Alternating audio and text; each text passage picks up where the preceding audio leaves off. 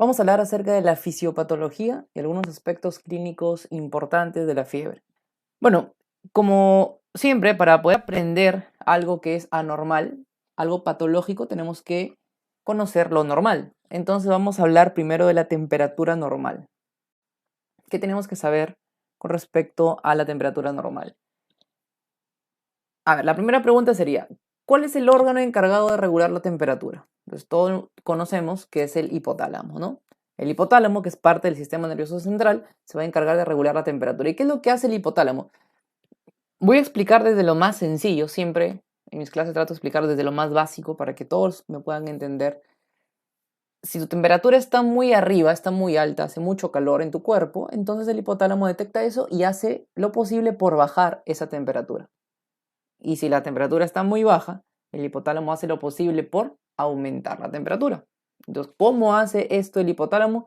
A través de dos mecanismos. La producción de calor por un lado y por otro lado la pérdida de calor. A ver, en cuanto a la producción de calor, ¿qué mecanismos se realizan? Aumento del tono muscular. Esto está relacionado con el estremecimiento, o sea, que los músculos empiezan a contraerse, ¿no? Los famosos escalofríos. La vasoconstricción. Ahora, ¿por qué? Es importante saber siempre por qué, no solamente memorizarlo y nada más. A ver, te explico.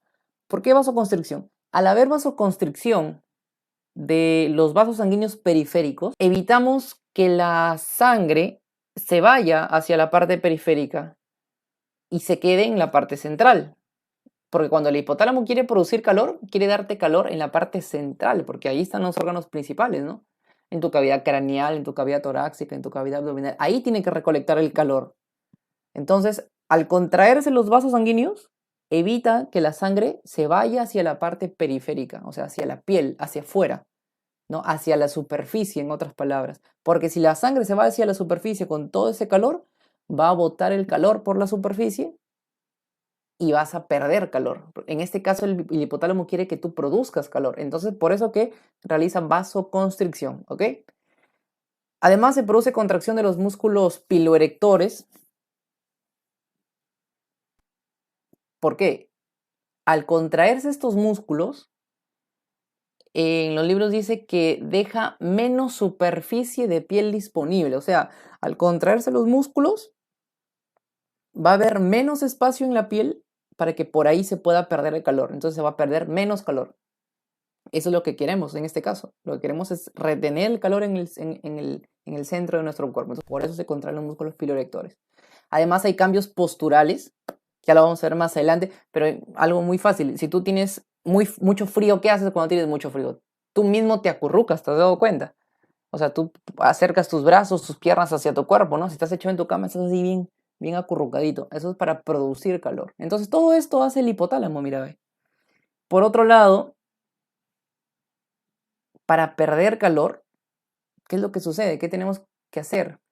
Se produce la vasodilatación, porque sería lo contrario que acá. Mira, si acá hay vasoconstricción para producir calor y guardar el calor en el cuerpo, aquí hay vasodilatación. Entonces, al haber vasodilatación, la sangre llega más rápido hacia la parte periférica, hacia la piel, y se elimina el calor por ahí. A través de la sudoración. Aquí está. Por la sudoración estamos eliminando agua y en esa agua estamos botando calor. Muy bien. Perfecto. Ahora,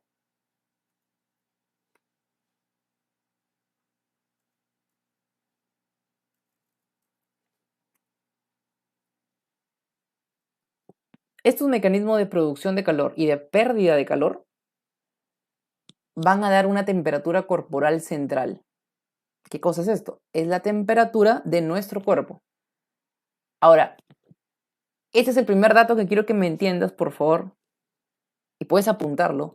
La temperatura corporal central es diferente a la temperatura cutánea o a la temperatura periférica, ¿ya?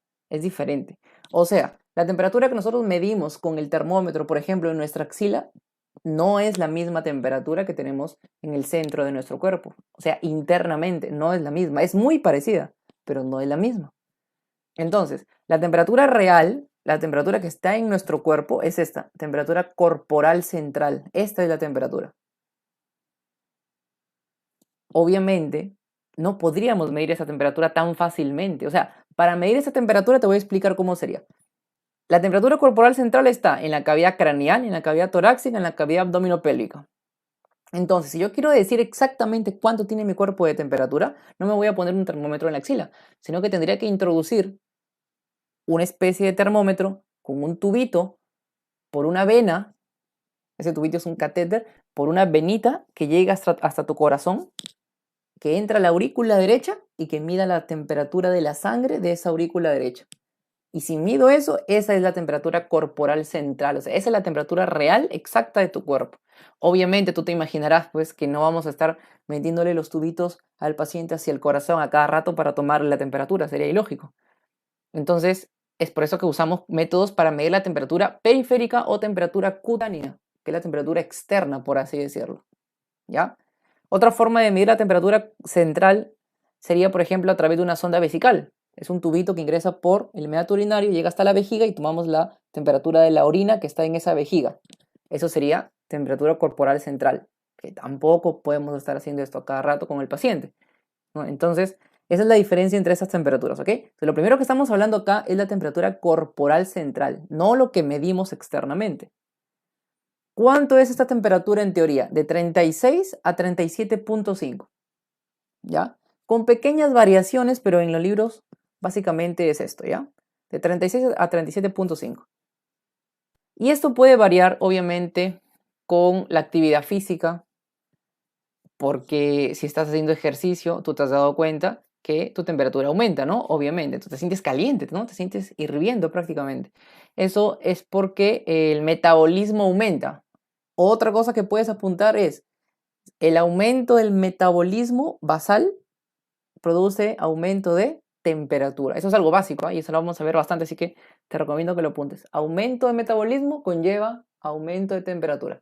¿Cuándo aumenta el metabolismo? Por ejemplo, cuando haces ejercicio, porque tus músculos están trabajando más, tu corazón está trabajando más, entonces estás produciendo calor. Es una máquina que está produciendo calor, calor, calor, calor. Ese es uno. Dos, por la vestimenta.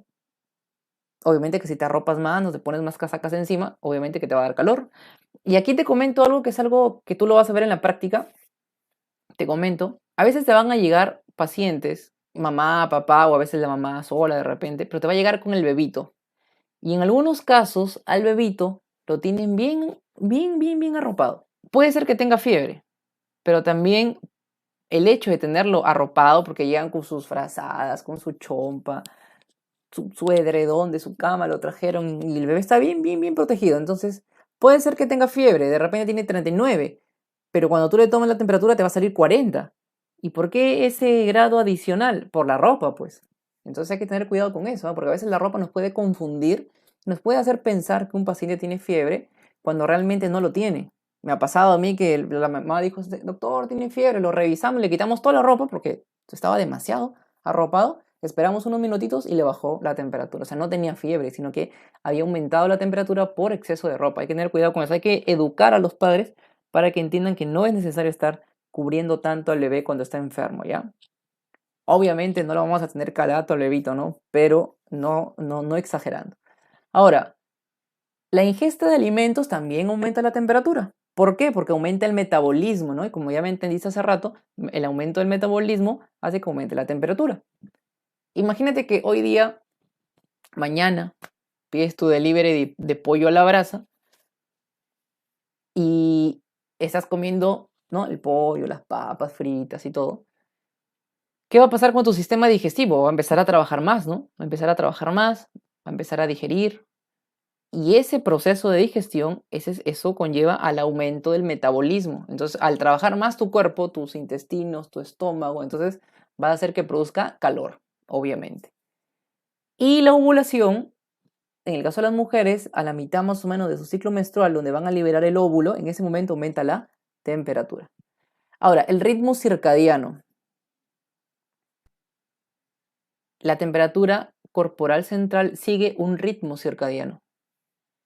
¿Qué es esto? O sea, que tiene unas horas determinadas.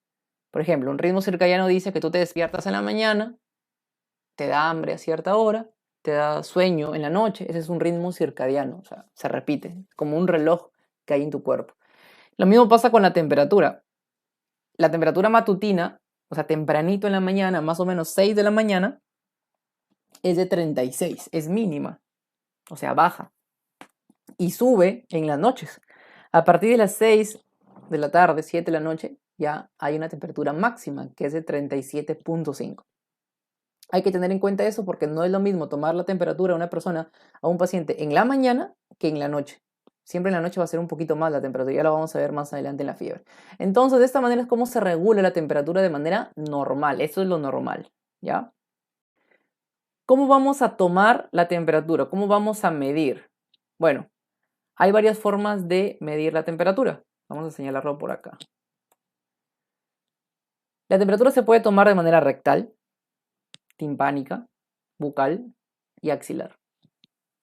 Ahora, ¿cuál de estas cuatro es la más exacta para tomar la temperatura?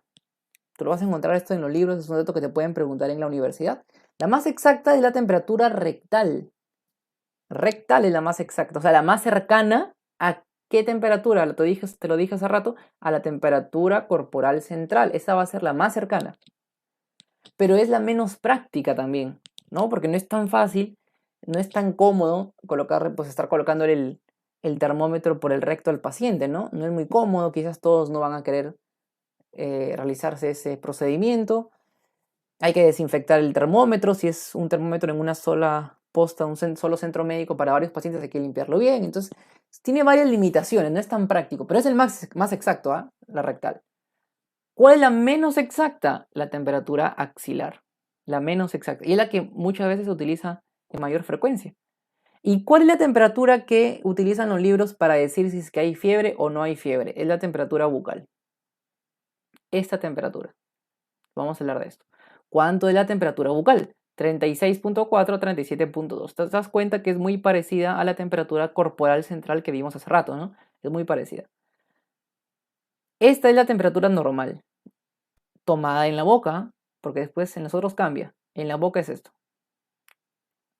En la rectal, mira, sería que la temperatura rectal va a ser igual a la temperatura bucal más 0.4 grados centígrados.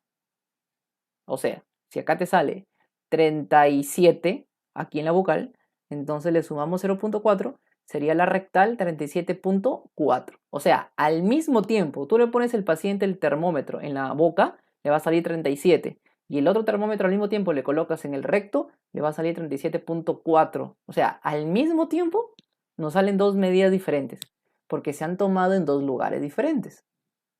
Lo mismo pasa con la timpánica. Es igual a la temperatura bucal más 0.3 grados.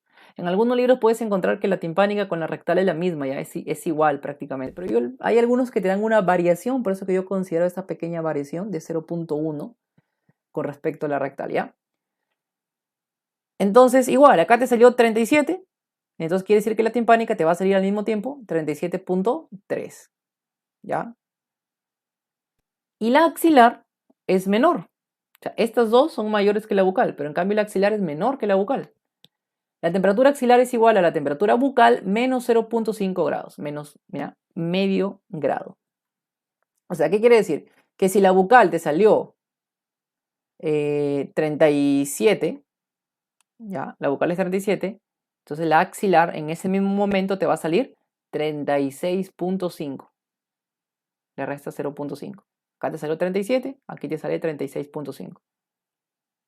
A ver, entonces, ¿cómo es esto? Quiere decir que si yo le tomo la temperatura axilar a un paciente, que es lo que más utilizamos, si yo le tomo la temperatura en la axila y me sale un 36.8, imagínate, 36.8,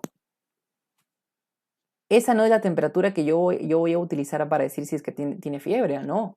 Es una temperatura irreal, por así decirlo, porque la temperatura que yo debo utilizar es la bucal.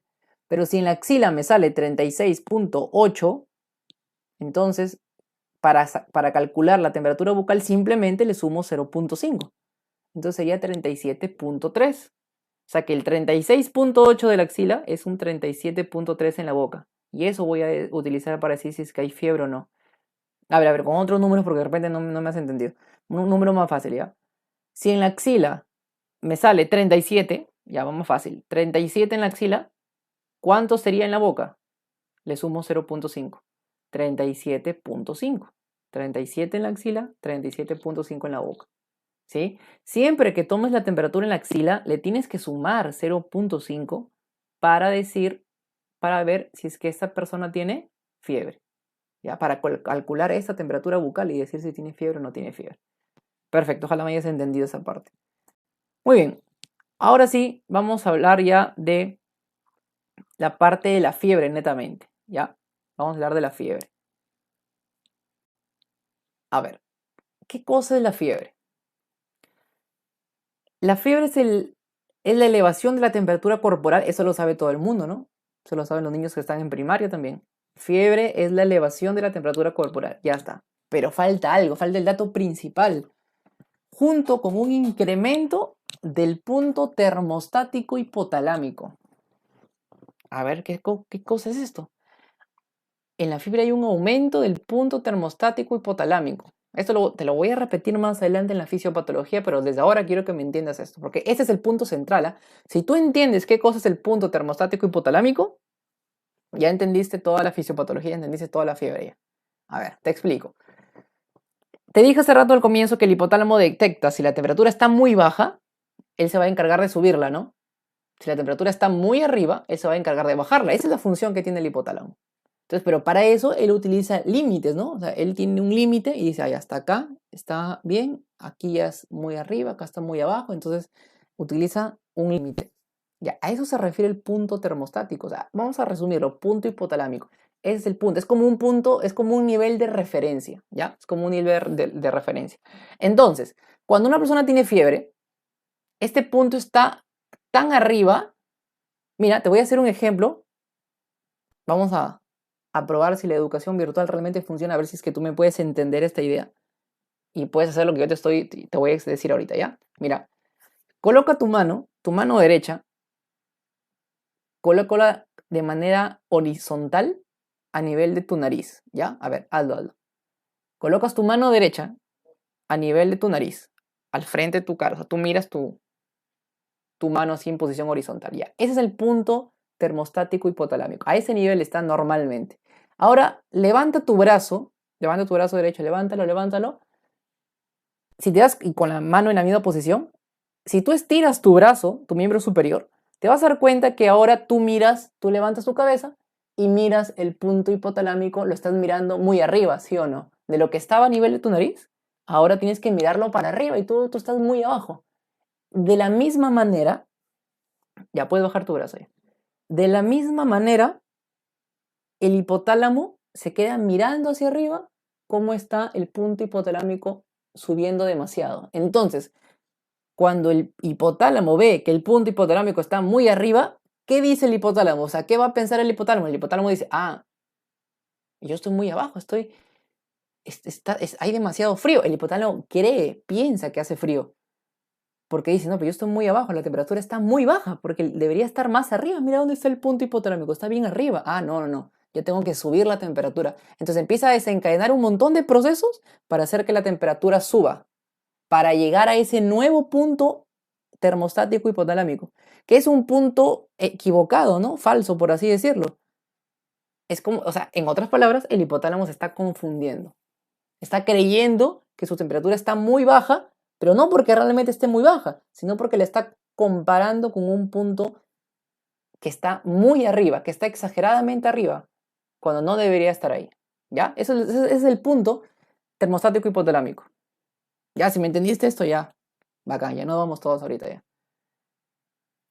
Eso te lo voy a repetir, ¿ah? Si alguien todavía no me ha captado bien, lo voy a repetir. A ver, la temperatura para decir que hay fiebre tiene que ser en promedio, o sea, si tú quieres decirlo así rápido, es mayor de 37.5. Esa es fiebre. En la mañana puedes decir que hay fiebre desde 37.2 incluso. O sea, si el paciente ya tiene malestar en la mañana, malestar, porque, o sea, escúchame, fiebre no solamente es la temperatura, la fiebre incluye varios síntomas. Entonces, si el paciente ya se siente mal, ¿no? Dolores de cabeza, del cuerpo, cosas así, y tú le tomas la temperatura en la mañana y te sale 37.4, No vas a decir, ah, no, le falta 0,1, no, no es fiebre. No, porque en la mañana ya desde 37,2 ya puedes decir que es fiebre. Porque estamos en la mañana, pues la temperatura está más baja. Y en cambio en la noche te puede salir 37,6 y tú dices, ah, es fiebre. No, porque en la noche tiene que ser más de 37,7 porque de por sí la temperatura aumenta, es normal que aumente. No, no podemos decir que es fiebre, ¿ya? Perfecto. Ahora, ¿qué cosa es hiperpirexia? Hiperpirexia es el aumento de la temperatura por más de 41,5, que puede ocurrir con infecciones graves, pero que son más frecuentes en casos de hemorragia del sistema nervioso central. A ver, ¿cómo es esto? Te voy a explicar.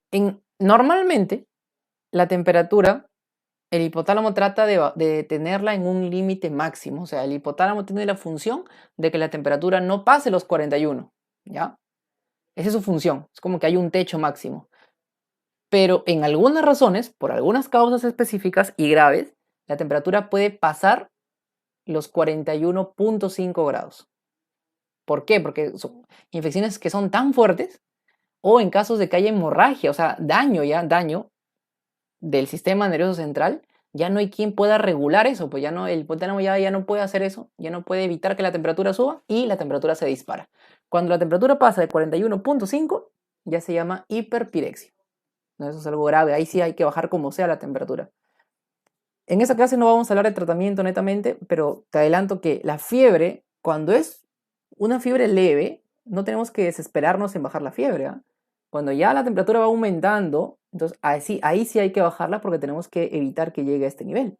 Pero si el paciente tiene solamente 37,8, 37,7, no debemos de desesperarnos por bajar la fiebre, ¿ya? Porque la fiebre es un mecanismo de defensa, recuerda, la fiebre te está defendiendo de algo, de alguna infección o alguna otra enfermedad, pero te está defendiendo, no es por las puras.